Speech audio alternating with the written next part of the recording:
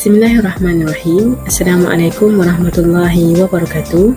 Saya Mawadah Hafidhi Samsudin, penemu matrik KID 21050428.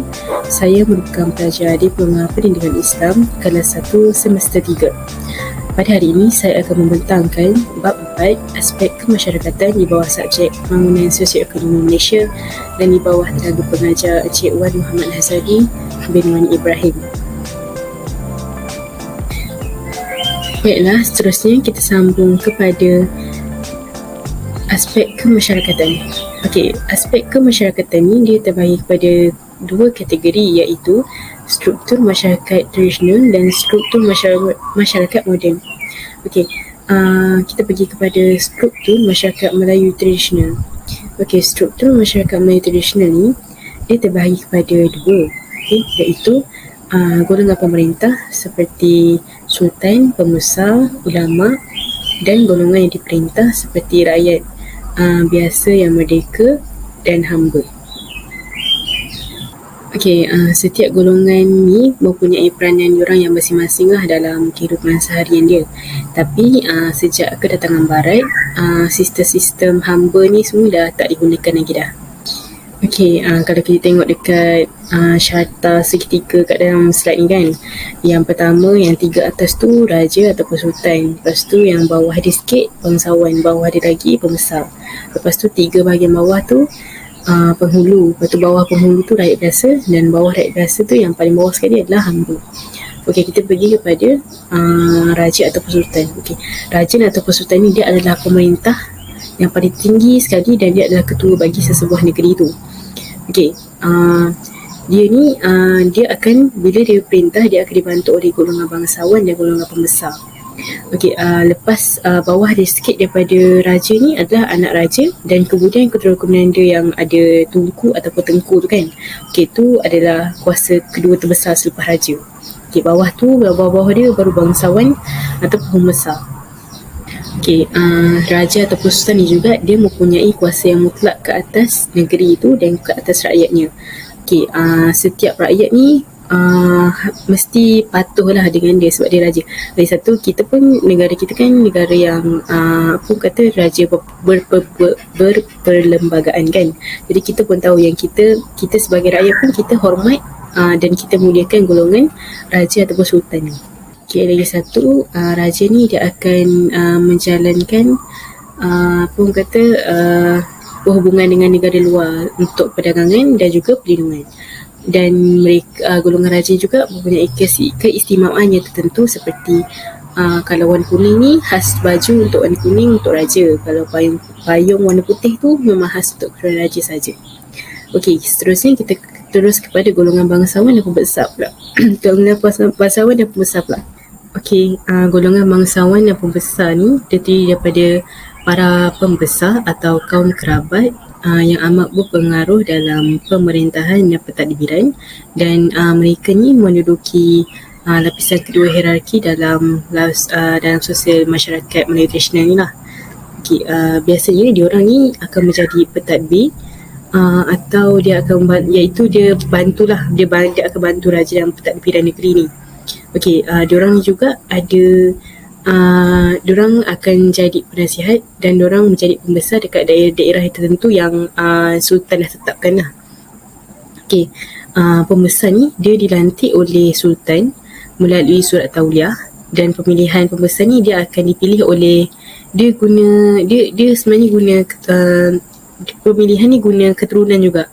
Contoh, kalau ayah dia pembesar, nanti anak lelaki yang dia tu pun akan jadi pembesar juga. Lepas tu nanti anak kepada anak lelaki tu pun akan jadi pembesar. Dia ikut keturunan sebelah bapa tu.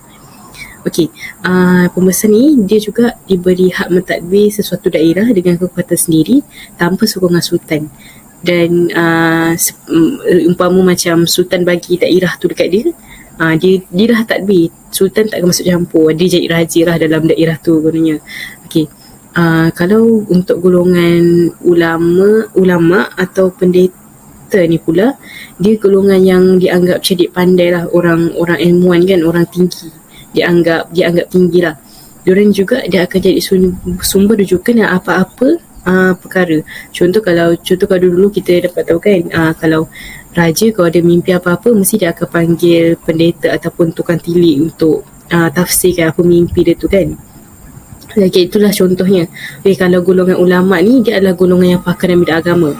Diorang ni dia ada kedudukan yang istimewa dan sangat berpengaruh dalam masyarakat. Kebiasaannya golongan ulama ni dia terdiri daripada golongan Arab Melayu. Okey, diorang akan gunakan gelaran contoh seperti Maulana, Makhdum ataupun Kadi. Dan diorang juga diberi gelar dan kebesaran seperti Maharaja Kadi, Datuk Mufti, Seri Utama dan Imam Maharaja. Okey, golongan ni juga berperanan untuk menyebarkan agama Islam dan dia dilantik menjadi guru, ketua agama, kadi dan penasihat kepada sultan dan kerajaannya terutama tentang hukum syarak dan mengeluarkan fatwa agama. Diorang juga akan jadi imam ataupun khatib ataupun juru nikah. Okey, kalau golongan pendeta ni pula, dia adalah orang yang mempunyai pakar dalam bidang kesenian, kebudayaan, kesusasteraan, adat istiadat dan sains raja. Senang kata golongan ulama ni bahagian Islam lah. Kalau golongan pendeta ni selain daripada bahagian Islam, macam tu. Okey, diorang ni akan jadi pakar rujuk kepada raja dan golongan istana di samping menjadi penulis dan perawi raja. Diorang ni juga boleh dikatakan sebagai penulis diraja lah. Okey, seterusnya kita kepada bahagian yang ke bawah sikit, golongan yang diperintah. Okey, iaitu golongan penghulu.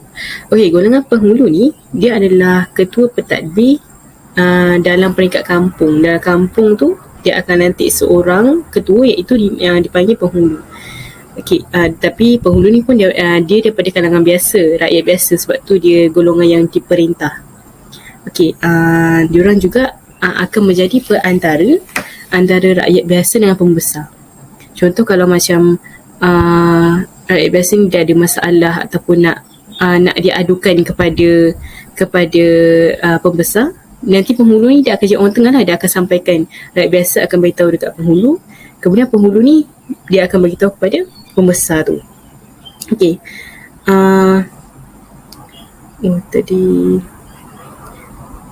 okey, okay, kemudian adalah rakyat biasa. Okey, rakyat biasa ni adalah rakyat yang bermasaukin tetap dan menjadi pengikut setia kepada pembesar yang mentadbir daerah dan jajahan dan menduduki lapisan tertinggi dalam golongan yang diperintah.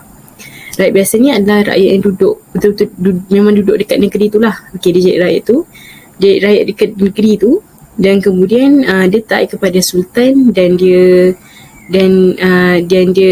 rela dengan sistem-sistem yang sultan tetapkan lah. Contoh macam bekerja dekat tanah pembesar tanpa mendapat upah, dan sistem kerah seperti menjadi bala tentera dan mendirikan istana. Okay, dalam bidang ekonomi pula, diorang menjalankan kegiatan bertani, bertukang, menangkap ikan, melombong dan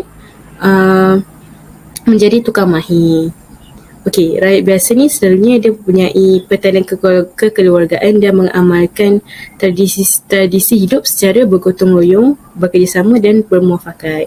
Okey, amalan ini dia akan mewujudkan keharmonian dan membantu pembesar ni mentadbir sesebuah daerah atau kampung itu dengan lebih teratur dan berjaya. Senang kata, rakyat biasa, apa yang rakyat biasa buat ni, dia akan dia akan memberikan kebaikan lah. Dia akan contoh, dia akan memberikan manfaat kepada pembesar tu sendiri, sebab pembesar kan yang tadbir daerah tu, dalam tu pun ada rakyat biasa. Bila rakyat biasa buat macam tu, pembesar pun senang lah, dia banyak kebaikan yang pembesar tu dapat. Okey, last sekali adalah golongan hamba. Okey, golongan hamba ni dia adalah golongan yang paling bawah sekali, masyarakat yang paling bawah sekali. Dia akan jadi hamba kepada para pembesar dengan orang kaya, dan kemudian dia akan buat pelbagai kerja lah. Contoh macam dia cuci perahu, dia cari kayu api, dia petik kelapa ke, ataupun dia jadi askar. Dan selain itu juga dia akan menyumbang tenaga untuk menambah harta tuannya. Contoh macam dia petik kelapa, dia jual, tapi yang akan dapat duitnya nanti semua tuan dia lah, tuannya yang dapat. So tuan dia dapat tambah lagi lah harta tuan dia. Okey, itu bagi golongan hamba. Okey, seterusnya kita kepada slide yang keempat, iaitu okey, dekat sini dia ada 3 pemerintah dan 3 bahagian yang ada 3 bahagian yang dia handle, yang dia pegang lah. Okey, contoh kalau macam raja, yang pertama raja kan, raja ni dia pemerintah.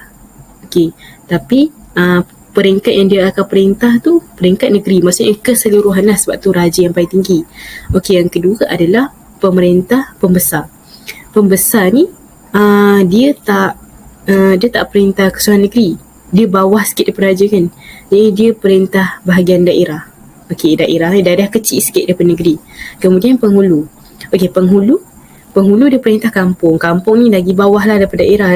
Tadi negeri paling besar, lepas tu daerah, bawah sekali kampung. Kampung ni yang memerintah ni adalah penghulu. Okey. Untuk raja ni, okey, kalau untuk bahagian negeri ni adalah untuk unit politik terbesar. Dan kemudian sepadan negeri ni sepadan negeri dia akan ditentukan oleh faktor geografi dan sungai. Kalau macam negara kita kan, dia akan bahagian ni kan. Dan sepadan contoh kalau macam Johor sepadan dengan Pahang kan, lepas itu kan. Okey, seterusnya kalau macam ibu negeri dia ni dia terletak dekat Kuala Sungai, dan kemudian raja ataupun sultan ni akan jadi ketua pemerintah dia lah, dan dia akan dibantu oleh beberapa pembesar. Dan kemudian pembesar ni pula dia perintah daerah. Okey, kalau daerah ni dia jauh sikit daripada ibu kota, dan dia adalah pusat pentadbiran sebuah negeri. Okey, dan kemudian daerah ni dia akan dikawal oleh seorang pembesar tempatan yang digelar datuk, dan dibantu oleh beberapa orang penolong yang terdiri daripada sanak saudara dia, orang-orang bawahan dia. Okey, dan kemudian fungsi pembesar daerah ni, fungsi dia apa? Fungsi dia yang pertama, dia menjalankan pentadbiran daerah atau tempatan. Dia jaga keamanan daerah sebab bawah dia kan. Kemudian dia pungut cukai, dia jadi utusan raja, dan kemudian dia jadi perantara antara golongan pemerintah dengan rakyat. Okey, last sekali yang ketiga ni adalah penghulu. Kalau penghulu ni dia peringkat perintah dia adalah kampung. Okey, peringkat kampung ni adalah yang paling kecil sekali. Kalau tadi negeri yang unit politik yang paling besar, kampung ni adalah unit politik yang paling kecil. Okey, dia kampung ni dia letak di kawasan pedalaman lah. Dia memang jauh daripada ibu negeri ni, dan kemudian dia terletak dekat, biasanya dia terletak dalam kawasan pedalaman ataupun pinggir sungai ataupun laut, dan diketuai oleh penghulu. Penghulu ni dia pada rakyat, macam cakap tadi lah, penghulu ni dia pada rakyat biasa, dan kemudian dia bila menjadi ketua dan dipanggil sebagai penghulu. Okey, fungsi penghulu ni dia sama macam fungsi pembesar, tapi dia bawah sikit, dia kecil sikit. Penghulu ni dia bawah sikit daripada pembesar tu. Okey, seterusnya kita kepada, okey, ni tadi golongan yang memerintah ni samalah tadi yang saya dah terangkan masa awal tadi. Okey, yang pertama adalah Raja Sultan ataupun yang dipertua. Yang kedua, keluarga dan kerabat ni bawah sultan kan. Kemudian pembesar pentadbiran, dan kemudian ulama dan pendeta. Okey, golongan yang diperintah pula tadi yang diperintah oleh rakyat. Kemudian hamba, kemudian orang asing, orang dagang atau orang perantau. Okey, kat sini dia ada berapa sikit pembahagian. Contoh dekat bahagian hamba tu. Okey, hamba ni dia terbagi pada 3. Hamba terbagi kepada 3. Yang pertama adalah hamba raja, yang kedua adalah hamba biasa, dan yang ketiga adalah hamba yang berhutang. Okey, hamba yang pertama adalah hamba raja. Hamba raja ni ataupun dipanggil sebagai bidwanda, diorang adalah orang yang berasal daripada golongan orang merdeka dan dikenali sebagai budak raja dan bergelar bidwanda. Diorang ni dimiliki oleh raja dan mempunyai taraf yang lebih tinggi sikit berbanding hamba-hamba lain, sebab dia hamba raja kan. Dia hamba kepada raja peringkat pemerintah tertinggi, jadi dia title dia lagi tinggi lah daripada hamba-hamba yang lain. Lepas tu hamba raja ni dia akan siapa yang jadi hamba raja ni, keturunan dia dan bawah dia, keturunan keturunan 7 ke 8 akan jadi hamba raja ni sampailah sampai habis lah macam tu. Okay, dan diorang ni hanya akan dibebaskan kalau raja rasa raja nak bebaskan, raja benar raja nak bebaskan dia, barulah dia bebas. Okey, yang kedua adalah hamba biasa ataupun hamba abdi. Okey, hamba biasa ataupun abdi ni daripada hamba yang berasal, yang diorang ni memang daripada keturunan hamba. Kalau hamba raja tu daripada orang merdeka kan, yang hamba biasa ni memang daripada golongan keturunan hamba. Okey, diorang ni diperoleh daripada pembelian atau pertukaran. Contoh kalau kita tengok dekat filem lama kan, dekat pasar tu ada orang jual hamba kan, berapa-berapa kan. Lepas tu golongan ni dia akan jadi hamba secara turun-temurun juga, dan dia boleh dibahagi kepada beberapa jenis, iaitu hamba tawanan, hamba diranggah, hamba absyi, hamba hulur, hamba serah dan anak hamba. Okey, last sekali adalah hamba berhutang. Hamba berhutang ni dia pun daripada orang merdeka juga. Macam kita cakap, kita panggil dia hamba berhutang. Maksudnya diorang ni terpaksa jadi hamba sebab diorang gagal bayar, diorang tak nak bayar hutang kepada diorang punya pemiutang tu dalam tempoh ditetapkan. Okey, sebab tu diorang jadi hamba. Okey, isteri dan anak-anak dia juga yang dia punya ketua keluarga dia, ayah dia akan jadi hamba, akan dijual. Dan isteri dengan anak-anaknya juga akan duduk dengan si pemiutang ni sebagai hamba tebusan. Okey, hamba berhutang ni dia akan buat segala suruhan tuan dia, termasuklah bercucuk tanam, melombong dan membuat kerja-kerja rumah. Okey, hamba berhutang ni terbahagi juga beberapa jenis. Okey, iaitu kepada orang yang berhutang, anak emas, hamba waris ataupun hamba bayar. Okey, itu adalah antara bahagian bagi struktur masyarakat tradisional, masyarakat orang dulu, orang lama. Okey, itu di bawah aspek kemasyarakatan tradisional dulu.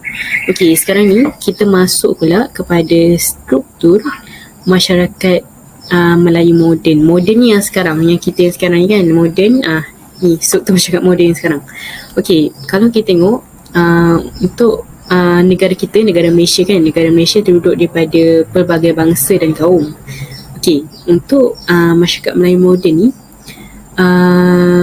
masyarakat Melayu moden terdiri daripada, kita bangsa terbesar terdiri daripada Melayu dan Bumiputera, Cina dan India. Okey, kalau kita tengok dekat slide tu kan, dekat kumpulan, antara kumpulan etnik yang terbesar lah adalah 68.88% iaitu penduduk Melayu dan Bumiputera. Bawah sikit daripada dia Cina 22.56%, bawah dia lagi 6.73% India, dan bawah dia lagi 1.16% lain-lain selain daripada yang di atas tu lah.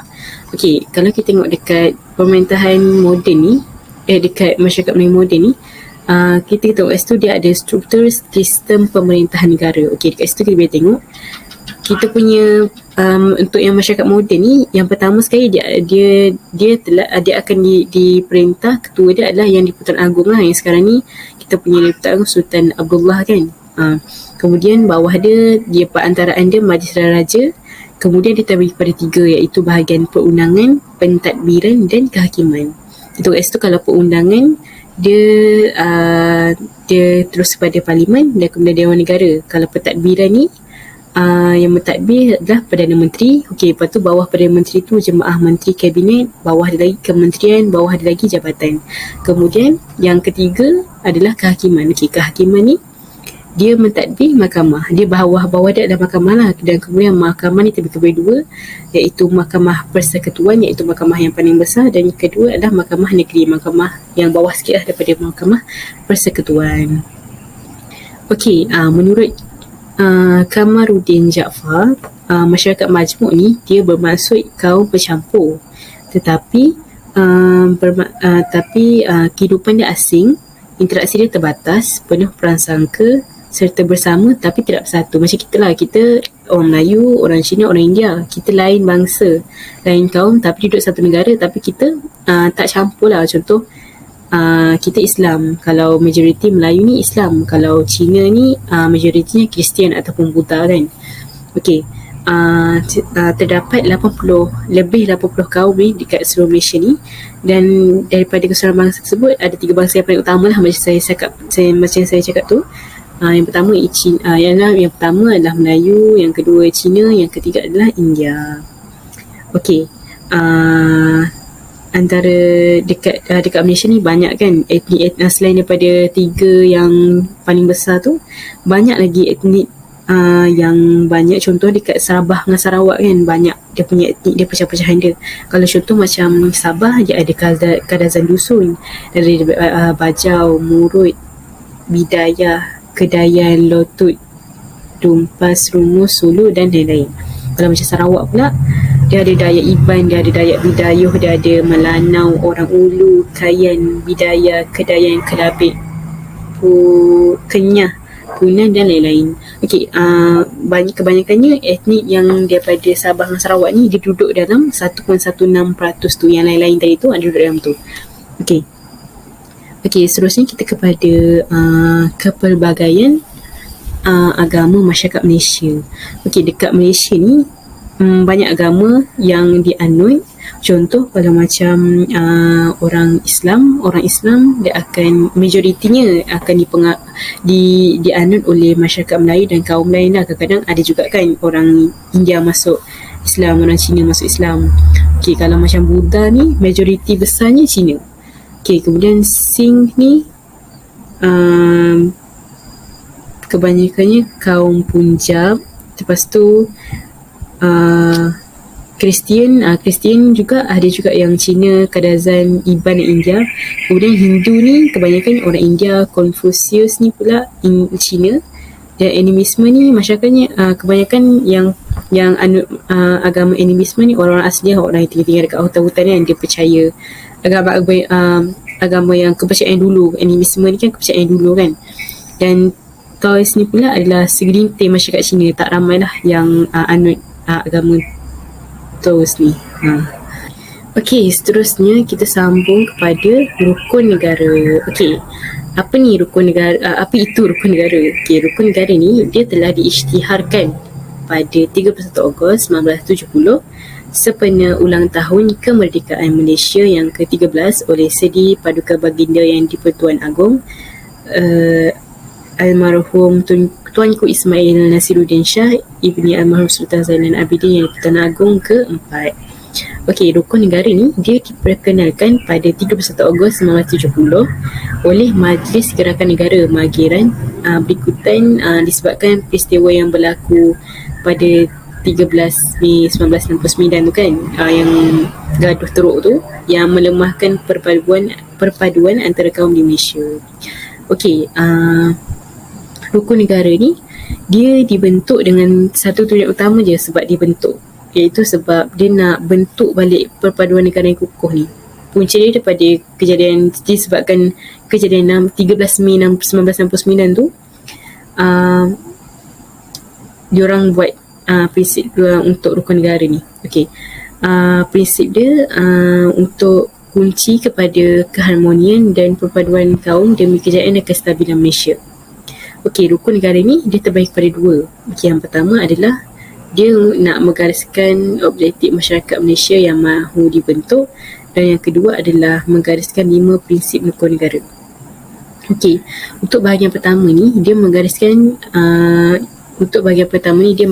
objektif masyarakat Malaysia yang mahu dibentuk, iaitu seperti dia nak capai perpaduan yang erat dalam kalangan seluruh masyarakat, memelihara satu cara hidup demokratik, mencipta satu masyarakat yang adil di mana kemakmuran negara dapat dinikmati bersama secara adil dan saksama, membentuk satu sikap yang liberal terhadap tradisi kebudayaan yang kaya dan berbagai-bagai corak, dan membina sebuah masyarakat progresif yang akan menggunakan sains dan teknologi moden. Okey, bahagian kedua ni pula dia menggariskan 5 prinsip rukun negara seperti yang kita selalu baca dalam ikrar tu kan: kepercayaan kepada Tuhan, kesetiaan kepada raja dan negara, keluhuran perlembagaan, kedaulatan undang-undang dan kesopanan dan kesusilaan. Okey, kita pergi kepada 5 prinsip rukun negara. Okey, yang pertama adalah kepercayaan kepada Tuhan.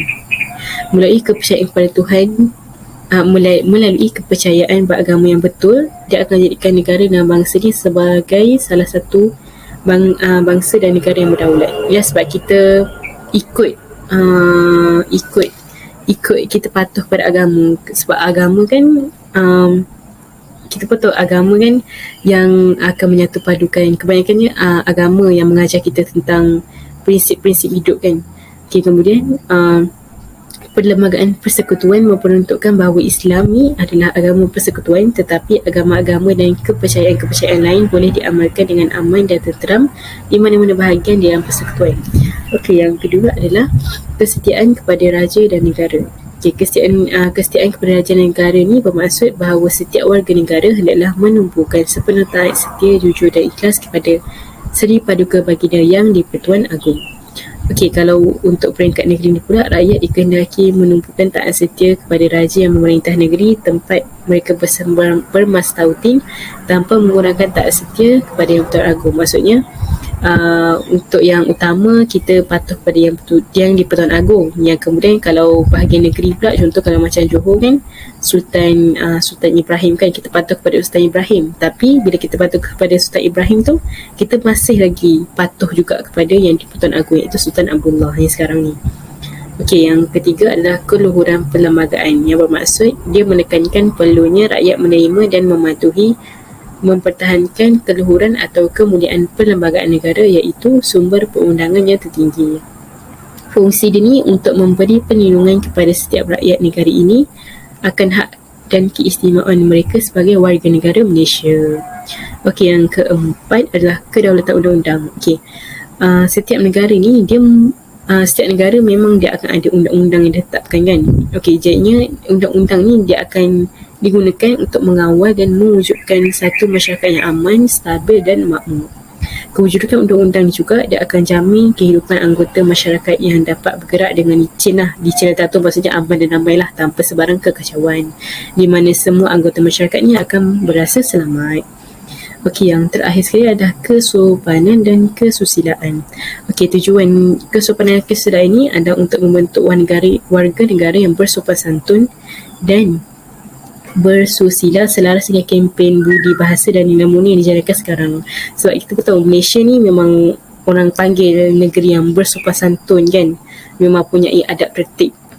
Okey, kemudian sifat individu yang bersopan santun dan bersusila ni juga amat penting dalam konteks hubungan antara satu sama lain dalam masyarakat berbagai kaum di negara ini.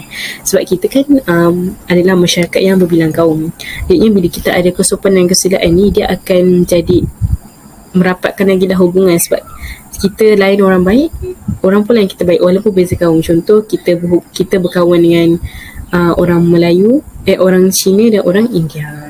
Yalah, itu saja saya dapat bertangkan daripada tajuk aspek kemasyarakatan bagi topik yang pertama, bahagian pertama, iaitu struktur masyarakat Melayu tradisional tadi, berkaitan dengan masyarakat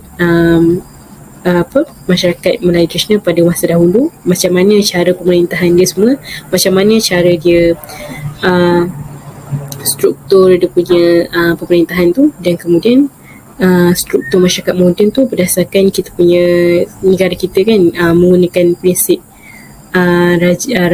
menggunakan prinsip raja perlembagaan dan menggunakan kuasa parlimen. Sekian sahaja daripada saya. Saya mohon maaf jika ada salah silap sepanjang video ini dibentang. Sekian. Assalamualaikum warahmatullahi wabarakatuh.